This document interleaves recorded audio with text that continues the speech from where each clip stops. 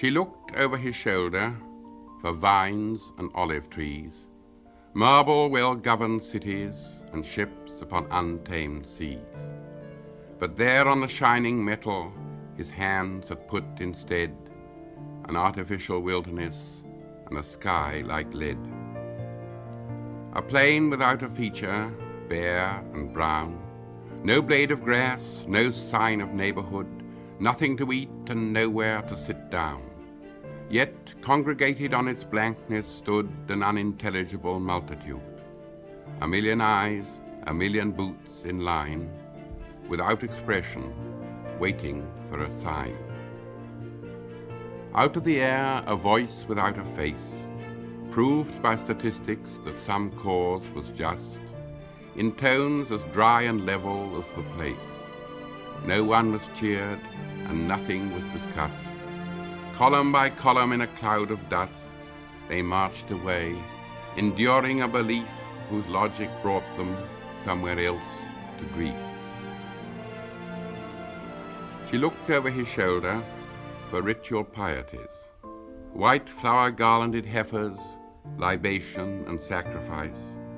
But there on the shining metal where the altar should have been, she saw by his flickering forge light quite another scene.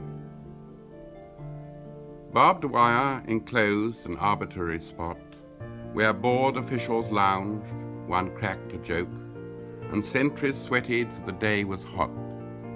A crowd of ordinary decent folk watched from without and neither moved nor spoke, as three pale figures were led forth and bound to three posts driven upright in the ground.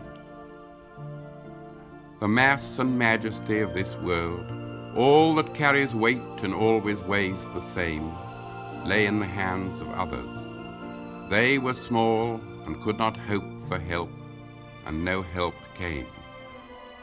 What their foes liked to do was done. Their shame was all the worst could wish. They lost their pride and died as men before their bodies died. She looked over his shoulder for athletes at their games, men and women in a dance, moving their sweet limbs, quick, quick to music.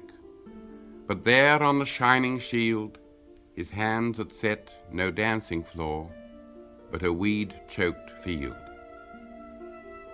A ragged urchin, aimless and alone, loitered about that vacancy. A bird flew up to safety from his well-aimed stone.